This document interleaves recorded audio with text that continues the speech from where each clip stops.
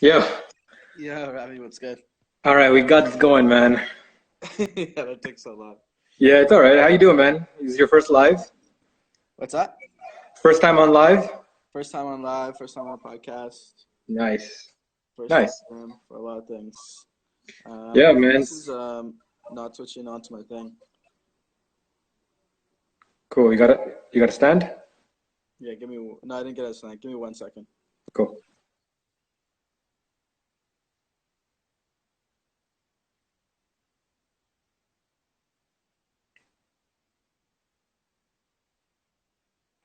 What's up, guys?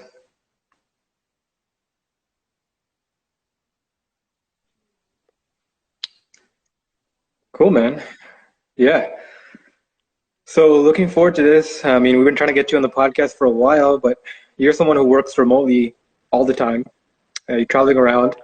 So I Yeah, thought this would be a wicked way to finally get you on because now we don't have to meet in person. yeah, I know it's perfect, eh? I actually find that so much. Like right now, I'm connecting with people that I would have never connected with before because we don't have like the constraints of meeting in person. Everyone can just, meet online. We can have these quick chats online.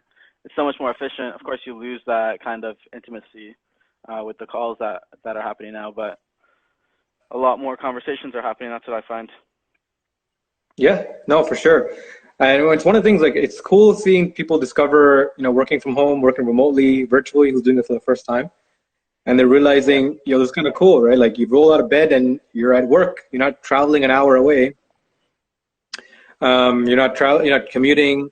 You can just get right to your desktop and jump on a call right away and start working if you need to.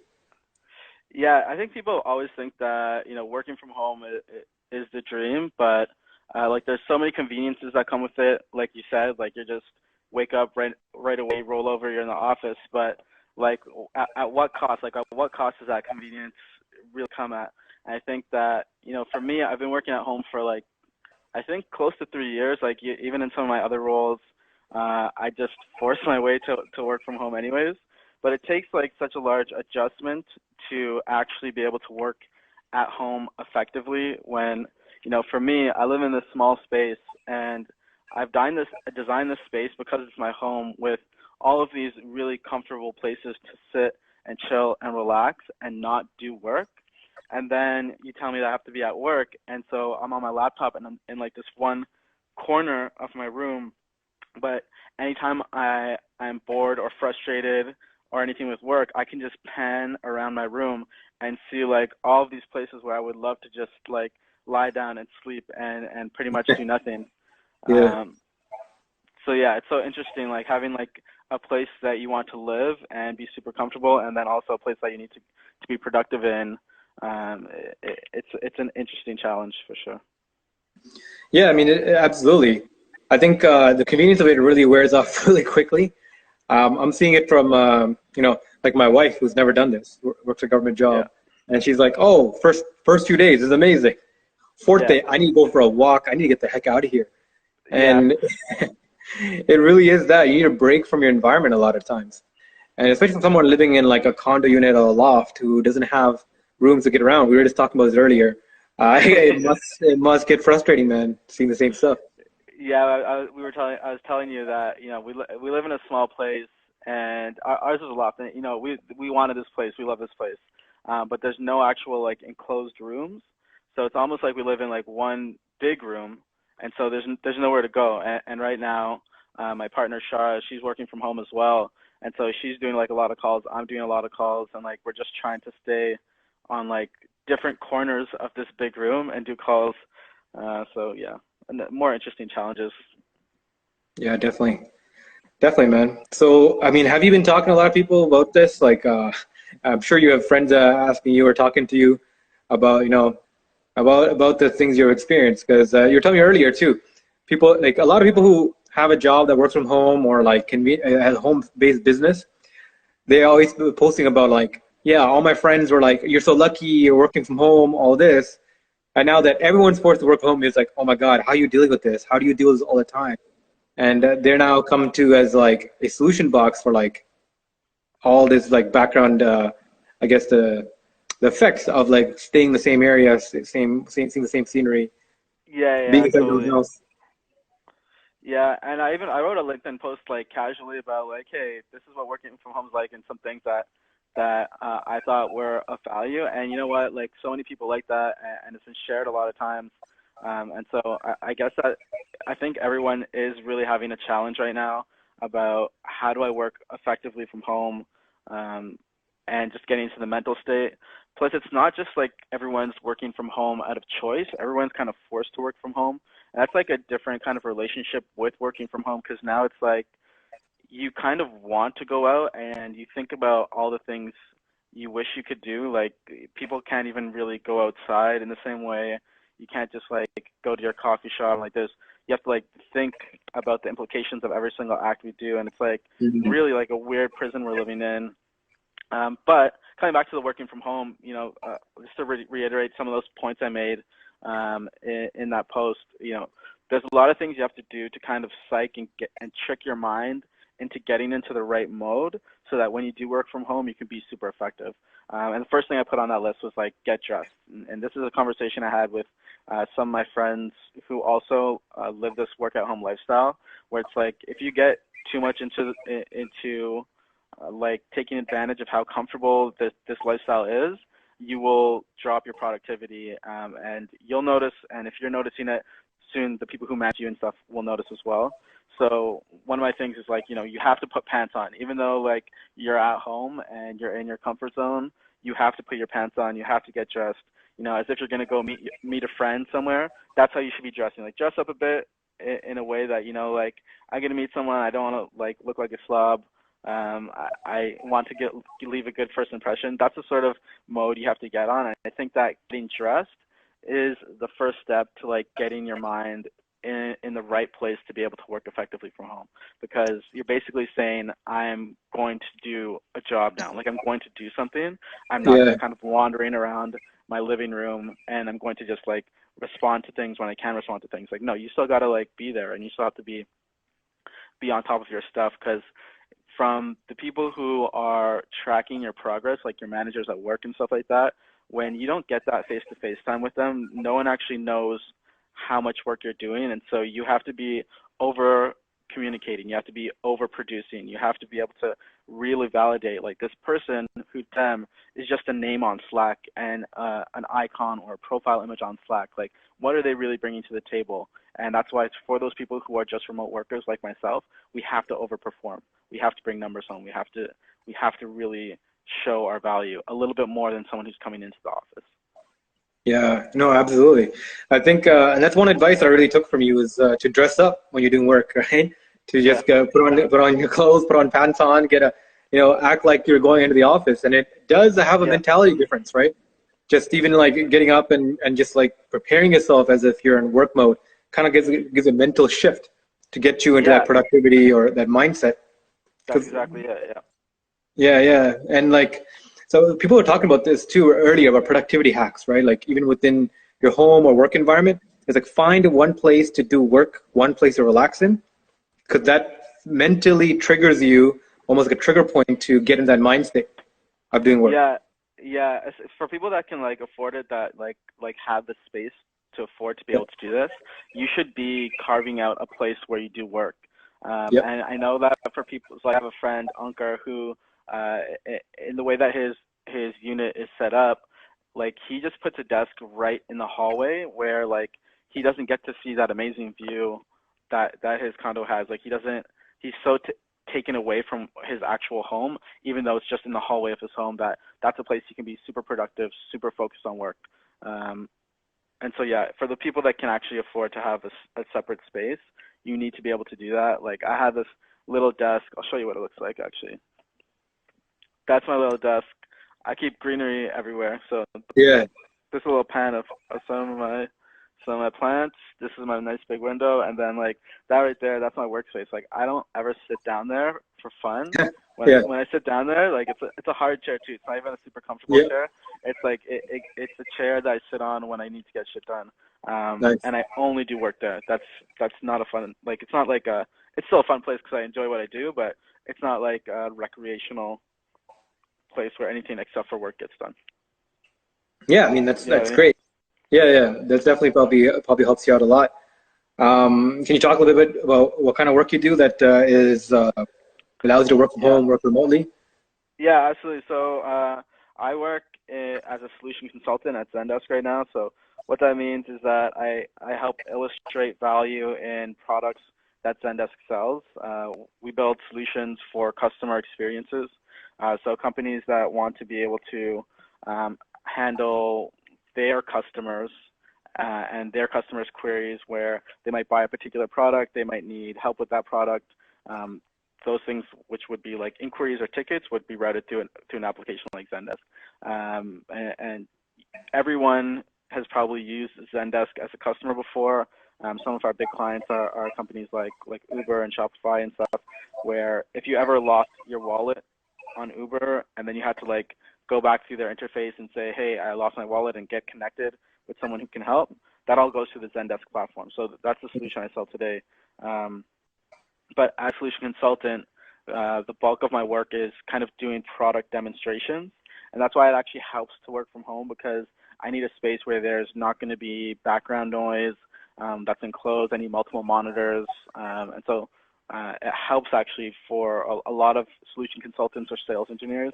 You'll find that they spend a lot of time at home when they have to do demos. There is another part of my role where we are meeting in person with customers.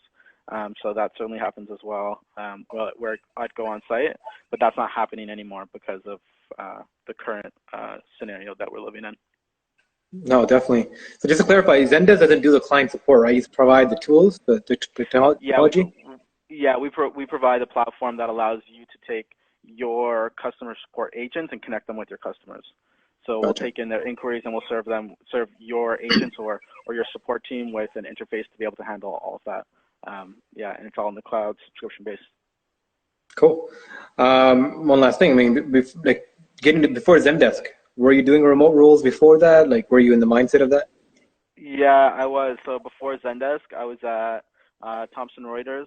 I was part of a small Toronto startup that got acquired by Thomson Reuters, and it's all about legal, financial analytics. So we helped law firms understand what they were spending their money on and how they can build efficiencies and optimizations into their spending. Everything down to what sort of types of law should we practice in, which are the most profitable.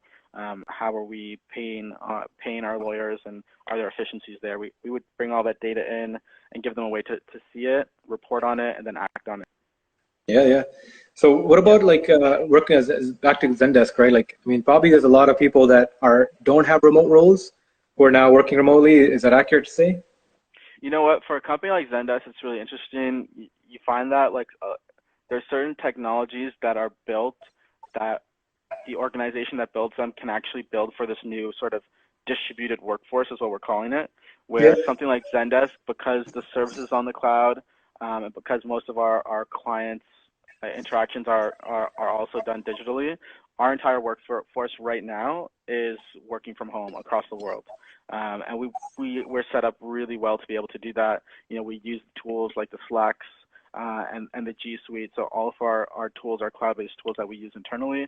We sell cloud-based tools. So I think a lot of the business is still at full operations, even though everyone's working from home. Of course, there are those pieces of the business, like you have your marketing that was working on things like a conference. We had to cancel one of our conferences in Miami, but we were able to react to that really well, actually, where actually this week we're now digitizing the entire conference, and it's going to be, instead of like a multi-day Miami conference that was in person that would have been so much fun for all of our customers, we're taking all of the juiciest content there, and we're going to put it into a conference that happens this week. And our conference was originally called Relate, and now we're calling it Relater. Sorry, are you guys moving it virtual now? It's The all conference? virtual, yeah. Yep. Cool.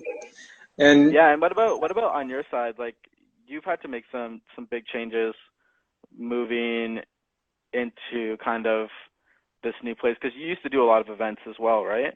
Which you can't do anymore. yeah, that was the entire business model. Like, so we help startups with sales. Generally, we pick like a few, 1-2 companies and just go full in on doing sales directly for them, either for some kind of commission rate or an equity piece in the company, and we help them build up. And when I first started the business, like I was shocked at how many companies were like, yeah, please help with the sales. It was overwhelming, the amount of demand for this. So I'm like, whoa, how can we scale this? All right. And the reason the podcast started was like, hey, cool, we can bring people in and have long form discussions of what they're doing. That's kind of like a sales mechanism, right? Because people want to be connected with the brands that they interact with, the faces behind it. And it was really, and it was like a trial and error thing. In our 4th episode, I think our 4th or 6th episode, I think 6th, Michael Cronin from Acquire came back and told us, hey, we closed a $1 million client on the podcast because they were looking for a solution like ours. They saw they saw our long form content, really connected with my story, and reached out to us. And they were able to close that. And we're like, whoa, that was a mind blowing moment. That was really a change. So like, let's expand on this, right? So we upped the frequencies, are doing 5 episodes. We film 5 episodes every Sunday, every 3 weeks, right? And we did about 50 episodes over the year, just filming high quality content, 4K cameras, high quality audio, the great set, and it's all gone. Right, like literally, last Sunday was supposed to be our 55th episode. 51, 2, 3, 4, 5. We had a great lineup of amazing guests, and we sent an email on Friday, asking people. It's like, hey, due to the COVID-19 concerns, have any been traveling, experiencing flu-like symptoms? We want to make sure that everyone is in a safe environment. What's going on? And out of the 5, 3 came back to us. One of them, their wife was had flu-like symptoms. Second one had flu-like symptoms. Third one, right, was like, I just came back from Spain. I should technically be self-quarantined. Yeah. We're like, okay, we can't justify running this anymore. It's safety issue for the guests coming in, for our team coming in. Yep. So we had to cancel. And that was a weird moment because we've been doing like consistent, like every 3 weeks for like a year, and we had to cancel. And then you guys put out so much content. Like, I think, for anyone who's ever tried to even build something as simple as like a blog, right? Like, you get so excited, you do your first blog post, you're like, oh, I'm starting something real here. You send it out to all your friends, like, oh, that's great, blog post, blah, blah, blah. And then like 2 weeks later, you've never made another post again, because with any of these initiatives, the content is really the hardest part to create. And if you look at any people who've been super successful in this, or where you find actual value, it's just consistent content. Like, force yourself to make content, make it valuable, and keep pushing it. And you guys did that, and you guys were doing that. And yeah, you guys have had to completely shut down as a result. Well, in that way, but like, what's your pivot now? Yeah, so I mean, that was a really weird moment for everybody. But then the pandemic was called, right? Like I think World Health Organization called it a pandemic. The government started shutting things down, and we're like, oh my God, things that are spiraling. And the Monday, day 1 of the pandemic being called out, I'm just like, what do we do? So luckily, the Friday before, I was on our Instagram Live, my first Instagram Live. Shout out to Mitt from Galleon CPA. He did like a what Ask Me Anything, right, about financial and tax advice, right? Yeah. And I just joined in, and I'm like, this is a great platform. So on Monday, I'm like, screw it. Called up Mats from Paper Planes Group, and we just had a chat, like, because he was still doing showings on real estate and talking to clients. I'm like, how are you dealing with this? And then from there, we sort of, it became it was a great flow of conversation. People joined in. So I started doing calls to people and like, hey, do you want to come on live and just talk about what you're dealing with? Because everyone I'm talking to is dealing with the same stuff. All their plans are gone for the next 3 months. Our podcast is gone. Our startup stand-up is gone. Our events, right, we have every month is gone. All their physical interactions, all our meetings, everything's canceled. And everyone we talked to, I talked to about 24 companies in the first 4 days of the pandemic, and they're all like worried, but at the same time they're all founders, right? They're all entrepreneurs. Like, what's happening? What can we pivot to? How can I help right now? Yeah. What can we do? And I mean, and I love entrepreneurs for this because while everyone else is in shock, major businesses are in shock, waiting around. Entrepreneurs are already buzzing. They're on message Yeah. boards, they're calling each other. They're accepting every call. Like I'm getting accepted calls for people like from investors to professionals to founders themselves who would never take my call before because they're busy. Time freed up, and I'm just talking Yeah. to everybody, and everyone's communicating. And like the internet's at a buzz with information right now, with people connecting. So we started doing more of these. So the pivot now is to do push out content. We're getting prepared to do 3 to 4 live streams a day moving forward, just to catalog, the struggle, right? What are companies doing? What are people pivoting? What are they dealing with? What is a collective action plan that we can kind of put together? Yeah. And I think people are really resonating with that because, man, this is a time for collective action. I don't think, I mean, a lot of people are waiting around saying that, the top down, waiting for top down information from governments, from larger bureaucracies, but they're very slow to react to these things. And yeah, That's such an interesting point. Like we all look, as like citizens, as taxpayers, as employees, to our leadership for governance on how to handle this situation. But this situation is not only brand new to us; it's brand new to them as well. So it's like we actually have to kind of self-mobilize and figure out how are we going to each within our own lives handle this situation. And then what I love right now, like you mentioned in the entrepreneurial space, what you see in the startup world, which is, I'm a big startup tech person, that just like you are as yeah, well. It's like the way that tech is reacting to this, where LinkedIn posts about like, hey, here's a list of people who have lost their jobs. If you know someone or that's hiring, or mhm, you know someone who should be on this list, throw it on here. Just these really simple solutions to like, hey, let's like come together as a community here and let's help each other out in these moments. I think it's super beautiful. And then you have these small companies, like there's a small brewery down the street, and we have like globally there is a hand sanitizer like crisis with face masks, all the common stuff that's being used everywhere. And so this brewery is coming together. I forget what their name is. I'll post it later. But they're coming together to actually create hand sanitizer, and it's just down the street. And it's just like what we're finding is like the solutions aren't coming from the top. The solutions are coming from like these small people, these small individuals that have great ideas, that have resources, that are just saying like, hey, this isn't a business thing. This is just a life thing. This is a human existential crisis that we all face. So how is everyone going to come together and pitch these solutions for these small use cases? And again, it goes back to, it's so reassuring for me because I've always loved the tech space and startup space. And there's a lot of bad things that start to come up with these big companies that are growing a lot, where you see issues with like employment conditions and like really sketchy stuff that happens when something grows too big. But coming back to like these real life scenarios where you have people in the startup space and the tech space helping out, I think it's super beautiful. yeah, no, absolutely. And I mean, talking to a lot of entrepreneurs and the entrepreneurship community, startup community is really binding around this, right? Like if you're Yeah. looking at like message boards right now, everyone's talking about how can we help, how can we contribute.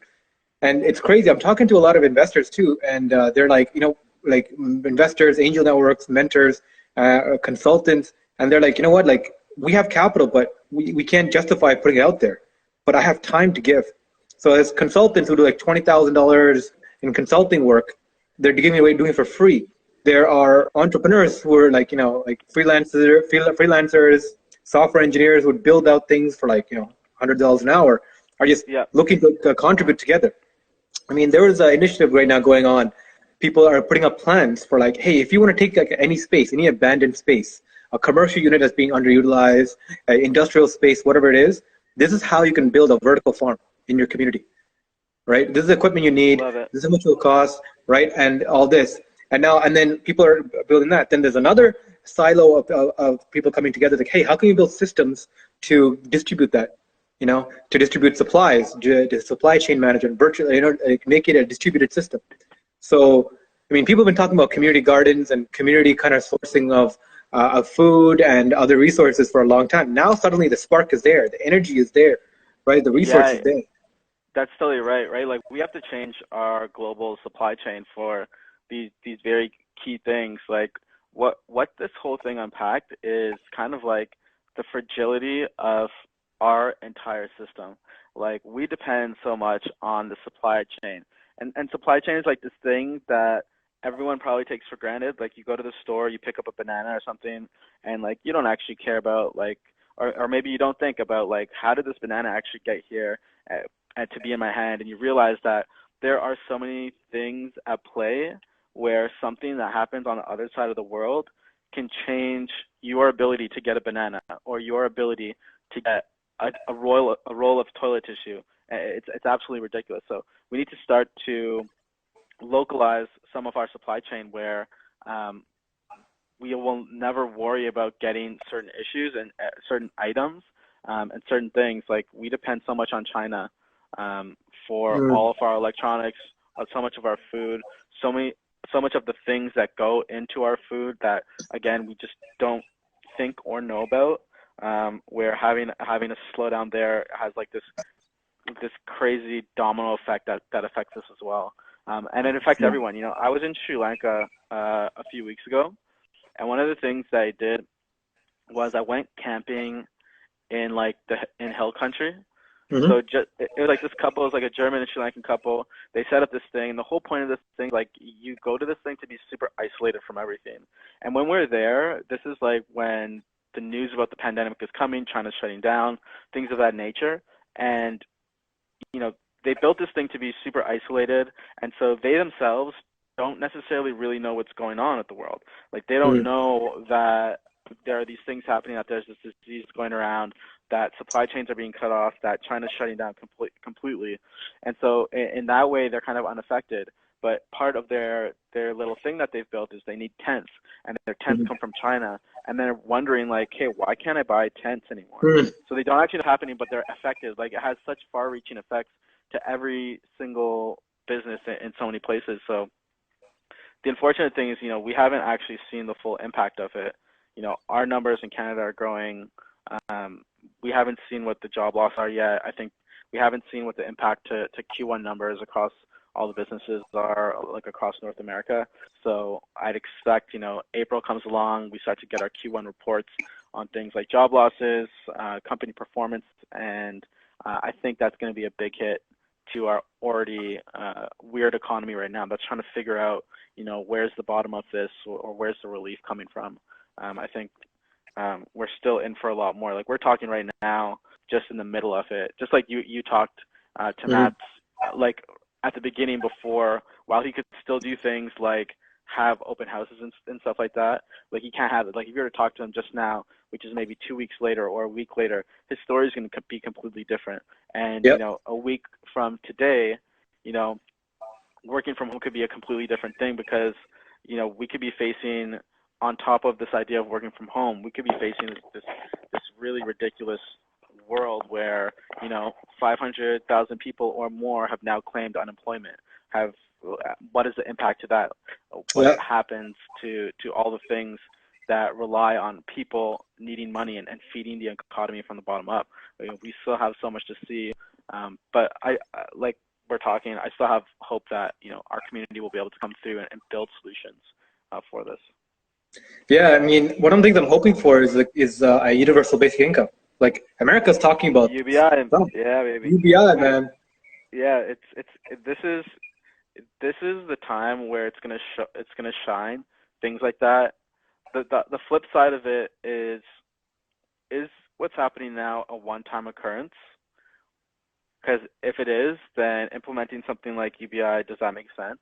But this might be the new normal. We might have waves of diseases come every 1, 2, 3 years on and off, and there might be other reasons outside of just diseases. We still have natural disasters. We still have all these other things, like weird holes in our economy and gaps in our knowledge that could start to really enforce the need for things like UBI. So it's a great time now to implement something, and it would help us rush to get something built in place. I think there was a trial that was run in Ontario for UBI, right? I don't know what happened with that. We got crushed by the Ford government. Yeah. So they're doing a pilot, which the Liberal government. I was following this pretty closely because it was like so interesting. This is before I knew what UBI was. And I'm like, what do you mean they're giving away $1,000 to select households? So Yeah. The test is mostly in Hamilton and a few other smaller towns. And they're selecting like 20,000 people, and they're giving away $1,000 a month. And I'm like, what is this? Right? This is before Andrew Yang popularized UBI with the nationalized campaign in America. And we did. Ford government came in. They're like, yeah, no, this program's ended. And it was crazy because in the world, globally, I mean, like this is like 2 or 3 years ago, right? What's it? Germany was field testing this. European countries, South American countries, a lot of places were Yeah. field testing in small amounts just to see what the economic benefits were, and to test out, what happens to inflation, that kind of stuff. And the vote is never in, but this could be the field test, right? Because there is the government, the bureaucracy is not set to be able to fully utilize and figure out, how do we take parts of our population and segment them and give resources to this people this much, this people this much, right? If you're unemployed, if you're self-employed, if you're sick, right? Like rather than that, like the ease of using UBI is that just give one set amount to everybody, let the market figure it out. And that's really interesting, right? It's a really interesting. So even if it's temporary, I think we can get some hard economical data, because this has been UBI has been a topic for a long time, right? Totally. Yeah, I've been reading about it for probably like 3 or 4 years. And I think the idea probably pre-exists that, and then Andrew Yang definitely popularized it in the States. Bernie, I think, is a big proponent of it as well. So yeah, I'd be interested to see. This would be a good time. I mean, yeah, when it's like we need to also differ it from basically EI, right? Like UBI can't be the same as just giving someone a welfare check. There needs to be a distinction between what's a salary that everyone gets, and then does someone get something extra if they get basic income? Do they also get welfare for not having a job, or what's the assistance they get there? But this will be a great time to find out and answer a lot of those questions that surround it. Sorry, can you hear me? Yep. Yeah, sorry, I just got a call because it's kind of disconnected. Yeah, I mean, one of the interesting things about that, UBI is actually, the idea of UBI is actually a few hundred years old, if I remember correctly. And a lot of thought leaders that came around it. And people have been thinking it's been like a liberal idea of like more of a socialist kind of a system, meant to be like a part of a welfare state. But it actually came from the fathers of where do you guys feel UBI dollars were generated? That's a good question. Right. This has been one of the biggest questions about UBI, about where the money originate from. But it was actually the fathers and the proponents of capitalism who came up with the idea of UBI, where UBI being like everyone, when your set income is zero for everybody. You have to commit work in the economy to get an income level coming in. The whole point of UBI was, what if your set was not zero, but regardless of what you did, you have X amount of income coming in per month. And whatever you did on top of that was to increase your income. So it kind of puts people in the mindset of income's coming in, how can I multiply this? Versus I can't operate, I at least have something coming in. But that's one of the biggest questions of proponents, like where is UBI dollars coming in? And there's been a lot of ideas about that, right? So before the income tax was implemented back in the 1920s, before income tax, right, people thought about, there was no such thing as income tax, I think, before World War I. And everything was the government is run on tariffs, right? Tariffs between states, tariffs between provinces, tariffs between other countries, tariffs on goods in general, right? So tariffs were utilized to run government policies. But even Andrew Yang came up with the idea of taxing machines, right? Having what do you call it? A value-added tax, a VAT tax, kind of like what they have in Europe. Through e-commerce, through any kind of platforms. I think we lost them. But anytime any kind of goods or service will be exchanged, it could be a small tax from that could be utilized. Hold on, let me get this guy back.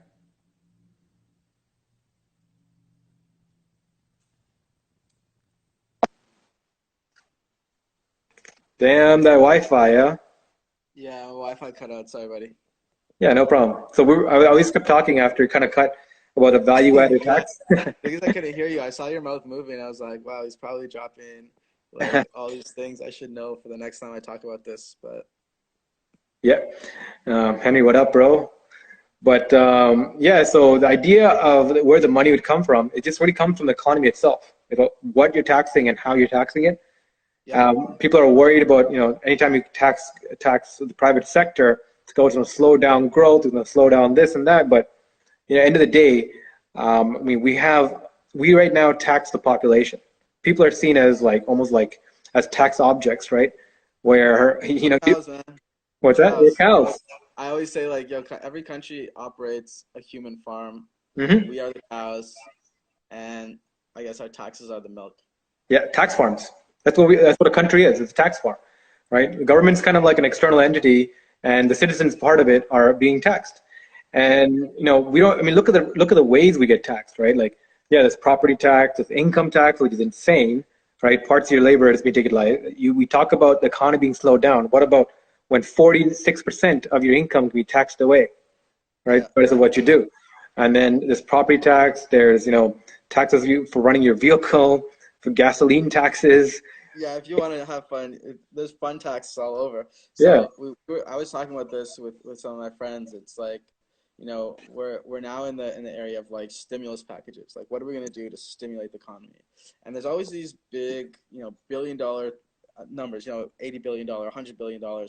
So America's going to do like trillion-dollar amounts of stimulus. But like, who does that money go to? It goes to these companies that very often had poor governance to begin with, didn't have enough cash to hold them through a storm like this, where it's like, if I have 2 months of no income, I'm not going to get bailed out by the government. But an organization who can't handle 2 months of no business is now going to get bailed out. And it's not going to be the mom and pop shops that get bailed out. It's going to be like the industries that get bailed out. It's unfortunate. So then my thing was like, well, what if we just stop taxing everyone, okay? Don't give everyone personal tax, apply tax to people as they purchase things and on the income. And so then it led me down to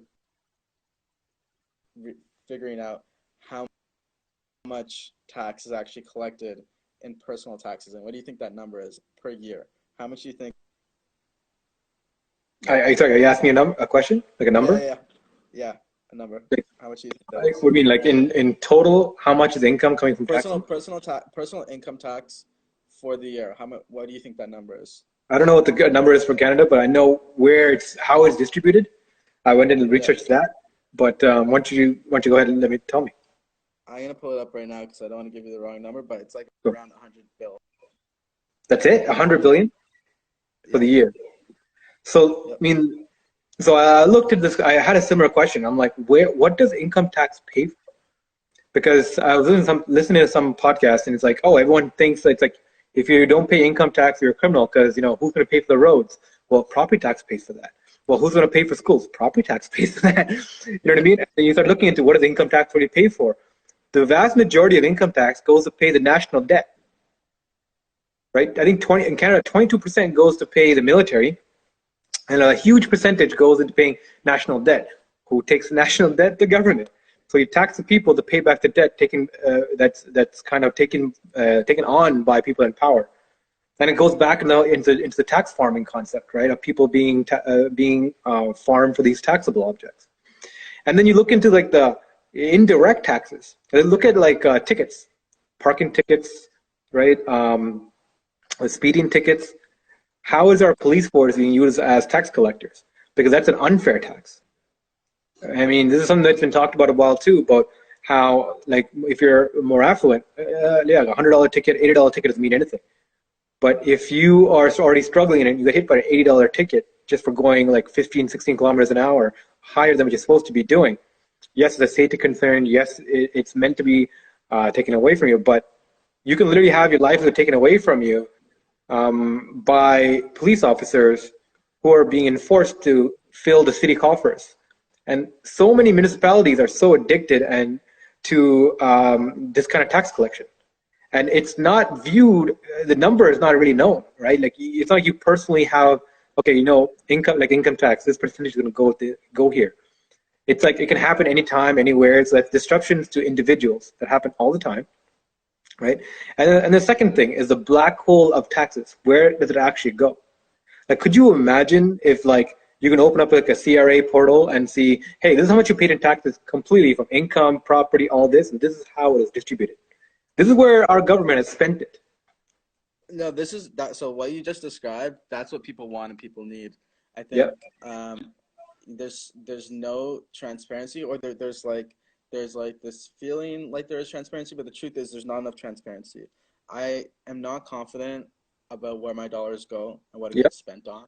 I don't feel like I actually have good control over where it goes and where it gets spent on. And what we do is we elect particular people as if those people represent all the places I want to put my money, where really the system should be more like to kind of vote with our dollars, and we can say, here are the things that need money, and then we can say, okay, you know what, I'll put some of my dollars here, some of my dollars there, some of the dollars here, and then I would put my money into my income tax, and would automatically get distributed to these key ideas. Of course, there'd be like a bucket of that would go to what we need to pay for as a country, but some of these optional things like different sorts of transit projects, if we said, hey, we want transit, who's willing to pay for it? We'd probably have a lot of people that are willing to allocate their money towards a transit system, if they knew that that's where the tax dollars were going to. But then also what that would force is, if you want my tax dollars, then you also have to come through with a particular plan. And then it's not like people who are voting for this, like our representatives. yeah. Now us as a society, we can all say, you know what, we want an extension from this station to that station. We're going to pay for it. So by putting our money there, we're also voting for that to happen. So we can kind of cut some of the bureaucracy that happens of other people deciding where things should go, like these city planners where, whenever you talk about Toronto, and I hate to bring this up, it's like transit, man. Mm. Transit. Transit. Like, fucking transit. Like, our public transit system is a joke compared to other cities our size. An absolute joke. Like, And that's why. do you know that Toronto is the fourth biggest city in North America? No, I didn't know that. I That's believe it. fucked up. I think the GTA But the is fourth biggest city, so was it like New York, Chicago, LA? uh, LA, and then no, I think it's like I think Mexico City's up there because North America, right? Oh, no, there, yeah. But Obviously. I think by size, actual size, not by population. So I think Oh, by size, like the size of it, yeah. New York, LA. I don't know what the third one is, but fourth is Toronto. But we're 18th in population, right? So we have a super sprawled out huge area with a very low population density in general. And so very low tax base to support this in a country that's already underpopulated as well. We're like 1/10 Yep. of the population in America.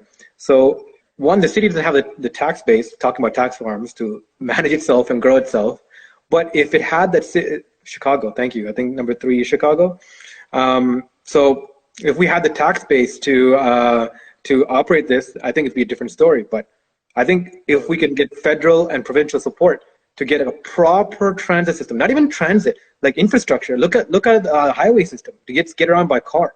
We have worse gridlock than LA, and America talks about LA Yeah. being the worst city of transportation, right? And like imagine what could happen to our economy if we save that time. I think one of the biggest things we're learning right now about working from home with this crisis is that how much time is saved from transiting and commuting. Yeah, I'll give you the flip side of that. I'm someone who loves to drive. I love to drive, and one's working from home. So it's the first time I can drive to Toronto and actually appreciate the city. Because usually I'll drive to Toronto to drop someone off or meet up with someone, and you're just stuck in traffic. You don't actually get a second to kind of like take it in this beautiful city that we've actually built. It's just, you know, it's traffic, traffic, traffic. But now it's like there's no traffic. You can drive down the what used to be the busiest streets in Toronto, and there's no one. There's Yeah, like five or six it's cars. amazing time to be a driver. Yeah. So you can actually, for a second, like take it in. And we an amazing city. It's super beautiful. We actually have, I didn't even know we had good roads. I thought that every road was filled. I'm finding roads that are actually really well paved that I didn't even know existed in the city. And it's a beautiful thing. And I think that might be one of the solutions to transit is reducing the times we even need to move from one place to the other. And working from home is exactly that. Working from home is probably has the biggest impact on reducing traffic on our roads. Yeah. But I mean, there's other effects of that too. You know, if people aren't coming to the city for work anymore because they're not driving into the city for work anymore, then there's also an impact on like the small businesses that rely on everyone coming from the entire GTA to this one small area in Toronto to eat, right? So I don't really know how restaurants are gonna be able to handle everyone working from home, but for me, as loves to drive, like I hope it's the new norm. No, absolutely. And I mean, one of the things I would love to think of, I love thinking about actually and talking about is like imagine if we take GTA like Toronto, Brampton, Saga, the Halton regions, York region, Durham region, all these regions around, and we create like an ultra city, you know? Because look at the resources that can be applied to everybody. One of the main reasons we don't have proper infrastructure is that cities don't communicate to each other. They don't like working together and on big scale projects, right? If you can bring them together into one super area, like parts of Asia are doing, and creating these huge areas of hyper dense population, I Yeah, think something. yeah, I guess you see that like Tokyo is probably a great example of that, right? Where I think Tokyo probably has like the entire population of Canada just within Yep, Tokyo, and Mexico does too. Mexico they kind of City. built, yeah, they've kind of built their system like that. But again, like it all comes down to transit too. Like those cities have like Japan has one of the best public transit systems in the world, and those are their cities are so connected. And there's so many ways to move within city, from city to city. So it's like you never actually feel like you've left Tokyo, but you have specifically gone to all these different like boroughs Yep. and cities within the city. Yeah, absolutely. But like one of the most interesting things right now in the next few years, a decade or two, I think it's like Shenzhen and Beijing, two, Yeah. two, two major cities already are coming together, like literally border to border, and they're already looking at merging together, right? Oh, is that actually happening? So, what, like the population sprawl has spread out so much So that much that these two they're now. major cities, these huge mega cities, have already collapsing. And they're not saying if, they're saying when. In the next like 20 to 30 years, they're going to begin this, but it's going to become an ultra city with a population of 136 million. That's ridiculous. That's One crazy. city. It's hard to even fathom those numbers, right? That's more than 70% of countries. Yeah. You know, what does that look like? Yeah. What does it even mean, right? They're already planning for it because they have to, because they see it growing like that, right? I mean, if these areas are doing it, they're building the blueprints. We can do it here. Yeah. I mean, but yeah, what I would like to see in Canada, like in the GTA area, is like just some new cities. Like I wish that we could just, like we have like this Google project here to kind of like map out what a cool city in Toronto would be. Like, can they just build a brand new city like away from Toronto? Yeah, we have so much land in Canada. Okay? Like We I have was so thinking much about land. this too. Why are there not more cities further out where Have they're thinking about like building those cities like density first cities instead of just like we don't need another Milton and we don't need another Mississauga. We need another Toronto and we need another Toronto to be really far from this Toronto, but yeah, not so far that it's Ottawa. We just need like, somewhere near Barrie or as the distance of Barrie, we need another Toronto. And it shouldn't be built for cars. That's like the biggest problem is that these cities today are built for cars, whereas Toronto was built for like actually like at the time Toronto was built, it was more based on like horses and carriages. So roads are smaller, you can walk around. There's a high walkability score. But now every other city has been built car first, and then you lose what a city is, and then you're basically not creating a city, you're creating a suburb. And so we need to build another city, like a dense, proper city where you could live somewhere and you can have a high quality of life without even needing to have a car. And that would be the starting place for actually being able to build another Toronto. And I don't know why we haven't done it. We have an influx of like over 100,000 immigrants every year. We're stuffing them all into the same place. They all want to live to these places that we already have. Where it's like, why are we not just building another city from scratch instead of trying to like fit this new or even solution growing into? an existing city, right? Like there's so many other places here that are understimulated. Yeah, totally. Yeah, yeah. You don't even. Yeah, I guess there's like so many smaller cities that I don't even know of, outside of like the Markhams and the Mississaugas and stuff like that. Yeah, I mean, interesting thought, right? Like, not even like one of the not the proponents, but the positives coming out of global warming, right? Where they're saying if global warming continues, Canada is gonna look more like how the southwest of America looks like, where like everything near the equator is gonna be nearly unbearable to live in, and population is gonna move away from the equator upwards, right? And where there's more land. So that would mean like a lot more of Canada would be more accessible and more I guess, appealing to live in. So would we see an influx of people coming to Canada? I think so. I don't know if that's how global warming hits Canada, and I don't know if it makes it warmer. It might actually just make it colder. It might just like mean that there's floods and like all those nice new condos on Park Lawn that everyone goes to. I know some people that are in this chat right now that live there. Like those all get flooded. Like those would just go away. So I mean, I think we're already seeing it because it just turns into a nice tropical country. absolutely, I think like it's going to be a lot more. There's more the weather and climate will be more versatile and like more variable. So it'll be hotter and colder and all that kind of stuff. But we're already seeing the ecology change. So part of like the boreal forests in Canada that exist at a certain plane of line, right, where the temperature is a certain line, it's being pushed upwards. We're seeing the decades, right? It's going upwards, and like literally the ecosystems are changing, and it's become more of a temperate culture.